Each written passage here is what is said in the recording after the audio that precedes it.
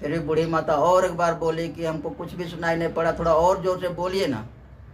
तो व्यास जी तो पूरा झल्ला आ जाते हैं, एकदम अपना आपा खो जाते हैं और बोलते हैं व्यास जी कि यहाँ पर मरने से लोग गधा बनते हैं, गधा, बूढ़ी औरत, यहाँ पर मरने से लोग गधा बनते हैं। नमस्कार। शंकर भगवान ने काशी नगरी बसाया। हम लोग सुनते हैं कि शंकर भगवान ने काशी नगरी बसाया। वो काशी नगरी इसलिए बसाए क्योंकि यहाँ से पापी और पुण्यात्मा दोनों सीधे शिवलोक जा सकें और शिवलोक से फिर मरने के बाद फिर उनको मोक्ष मिल सके। इसलिए शिव भगवान ने काशी नगरी बसाया। और शिव भगवान जानते थे कि इस दुनिया में पापियों की संख्या ज़्यादा है और पुण्यात्मा की संख्या कम है।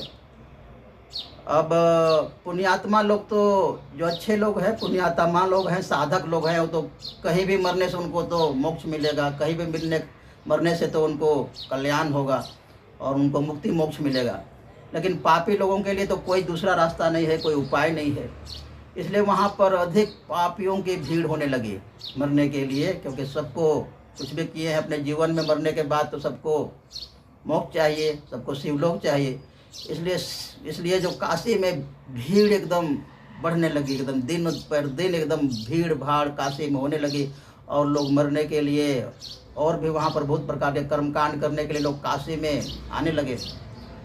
यह सब देख करके जो विष्णु के जो भक्त थे उनको ये सब अच्छा नहीं लगा और उन्होंने व्यास जी को जा करके अनुनय विनय किया कि व्यास जी ऐसी ऐसी बात है कि काशी में पूरा भीड़ लग रही है, शिव का पूरा बोलबाला हो रहा है, उनका बहुत नाम यश हो रहा है, उन्होंने ऐसा शहर बनाया है काशी। इसलिए आप भी एक व्यास में एक ऐसा एक शहर बनाइए जिससे वहाँ पर मरने के बाद लोगों को वैकुंठ मिल सके। तो व्यास जिस बात को मान जाते हैं और उन्होंने एक व्यास नगरी में इसी प्रकार का एक शहर बनाया, शहर इस्टेब्लिश किया और वहाँ पर उन्होंने अनाउंसमेंट किया, बताया सबको कि यहाँ पर मरने के बाद लोगों वैकुंठ जाते हैं, यहाँ से जो भी मरता है वो वैकुंठ जाते हैं। अब ये सुनने के बाद तो लोगों का भीड़ वहाँ भी लगने लगा, क्योंकि मरने के बाद वैकुंठ बहुत बड़ी बात है, चाहे तो पापी हो चाहे पुण्यात्मा हो, जो भी मरेंगे उनको सबको यहाँ से वैकुंठ मिलेगा। तो लोग वहाँ पूरा भीड़ एकदम जाने लगा व्यास पर भी और वहाँ की सारी व्यवस्था चरमरा गई। वहाँ पर जो धर्मशाला वगैरह इतने सारे बन गए, गलियों में भीड़, सब जगह भीड़, सब्जी की किल्लत, फल की किल्लत, पानी की किल्लत, दूध की किल्लत, सब जगह एकदम तहस नहस एकदम हो गया शहर, एकदम ओवरलोडेड हो गया शहर। तो ये देख करके फिर शंकर भगवान पार्वती से बोले कि पार्वती देखो कि सब लोग अब व्यास की तरफ जा रहे हैं और काशी में कोई आ ही नहीं रहा है, हम लोगों ने इतना यहाँ पर खर्चा करके शहर बनाया लेकिन कोई आ ही नहीं रहा है।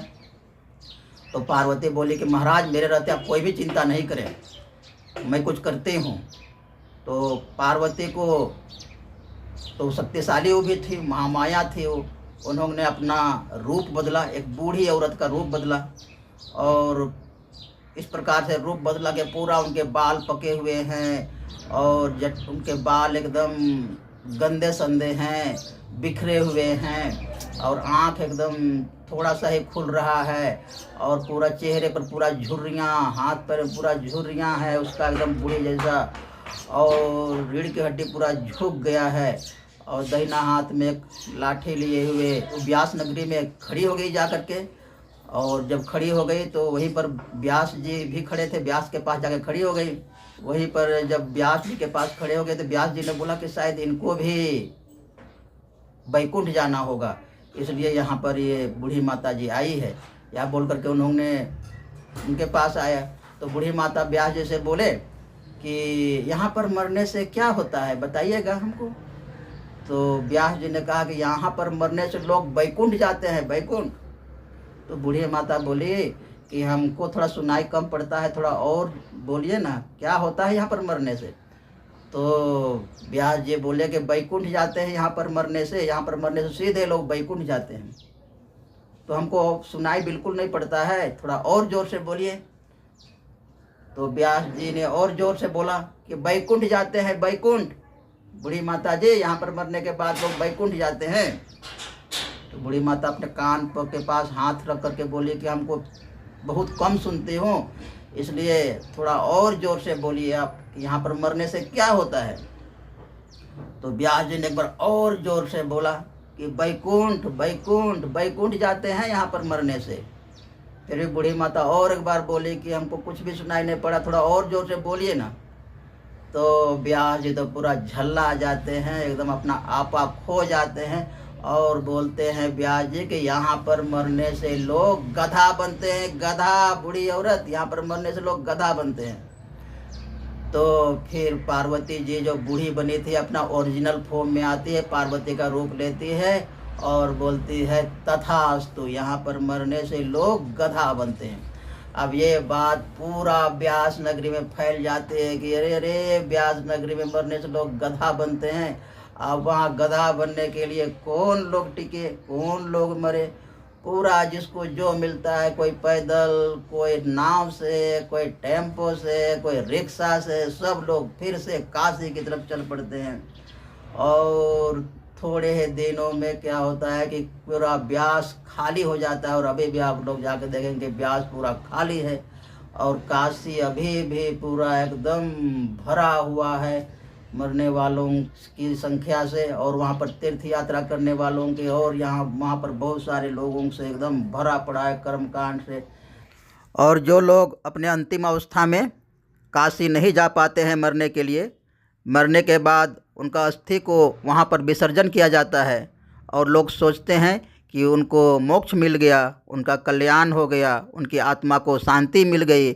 इस प्रकार का लोग सोचते हैं और उनका अस्थि को काशी बनारस में जाकर के विसर्जन करते हैं। तो जो शिव की जो नगरी थी काशी, वो फिर से आबाद हो गई और जो व्यास ने बनाया था वो वीरान हो गया। तो इस प्रकार से बाबा ये कहानी बताते हैं। तो ये कहानी अभी भी प्रासंगिक है, क्योंकि हम लोग देख रहे हैं अभी के जो कुंभ का मेला प्रयागराज में लगा हुआ है, महाकुंभ का मेला। किसी ने कब बोल दिया कि यहाँ पर अमृत रस गिरा था, कितना साल, लाखों लाख साल पहले गिरा था कि नहीं गिरा था। अब उसमें डुबकी लगाने के लिए लोगों की भीड़ आप देख सकते हैं। ट्रेन में खचाखच भीड़, हवाई जहाज में खचाखच भीड़, बस में, टेम्पो में, सब जगह खचाखच भीड़। और लोग वहाँ पर स्नान करने के लिए जा रहे हैं, डुबकी लगाने के लिए जा रहे हैं। उनको वहाँ पर पुण्य कमाना है, उनको वहाँ पर मोक्ष मिलना है और उनको वहाँ पर अपना पाप धोना है।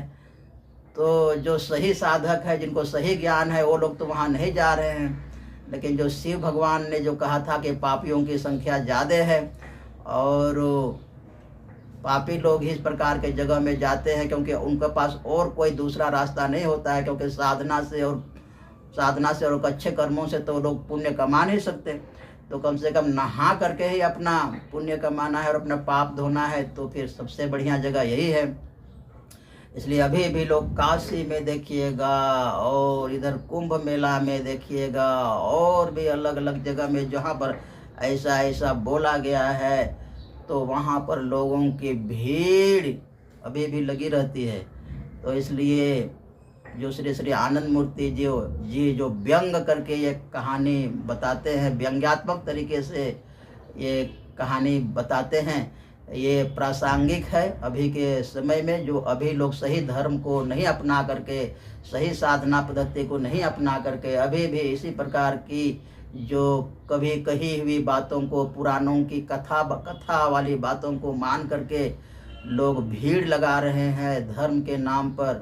उनको सही धर्म का पता नहीं, या जानबूझ करके भी जो सही धर्म पर चलना नहीं चाहते हैं, क्योंकि डुबकी लगाने से ही लोगों को मुक्ति मोक्ष मिल जा रहा है, उनका पाप धुल जा रहा है, उनको पुण्य मिल जा रहा है। इतना साधना लोग क्यों करेगा। तो इसलिए लोग इस प्रकार का कहानी का आश्रय लेते हैं और लोग साधना से बचना चाहते हैं, ध्यान से बचते हैं। और इन्हीं लोगों की इस प्रकार से भीड़ होती है। किसी को गंगा में नहाने से, किसी को नर्मदा में नहाने से, किसी को अलग अलग तिथि में नहाने से, किसी को अलग अलग जगह पर तीर्थ यात्रा करने से उनका सारा पाप खत्म हो जाता है, उनको मोक्ष मिल जाता है, उनका जीवन कृतार्थ हो जाता है। इस प्रकार के पुराणों की कोल कल्पित बातों को लेकर के लोगों का भीड़ धर्म के नाम पर जो हो रहा है वो बिल्कुल अंधविश्वास और अंधश्रद्धा है। श्री श्री आनंद मूर्ति जी इस कहानी के माध्यम से ये बताना चाहते हैं। नमस्कार।